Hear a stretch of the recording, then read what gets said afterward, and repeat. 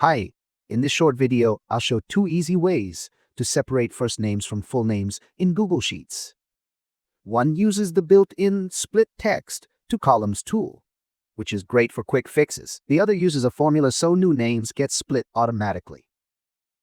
For the fastest method, make sure the column to the right of your full names is empty so nothing gets overwritten. Select the column with the full names by clicking the column header or select the cells if you have a header row. Then go to the Data menu at the top and choose Split Text to Columns.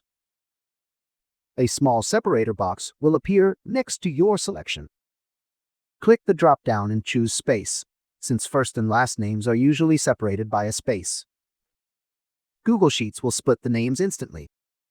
The first names stay in the original column, and the last names, plus any middle names or initials, move into the columns to the right.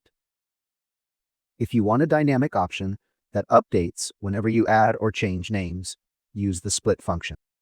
Click the cell where you want the first name to appear. For example, cell B2. Type the formula as words like this: equals split open parenthesis cell, a 2 comma space, in double quotes, close parenthesis. In plain form, that is the split function using the full name in cell A2 and a space as the separator. Split takes the text in cell A2 and divides it wherever it finds a space. So the first item becomes the first name and the second item becomes the last name or the next part. Press Enter, then click cell B2 again and drag the fill handle down to copy the formula for the rest of your list, for example, down to cell B6.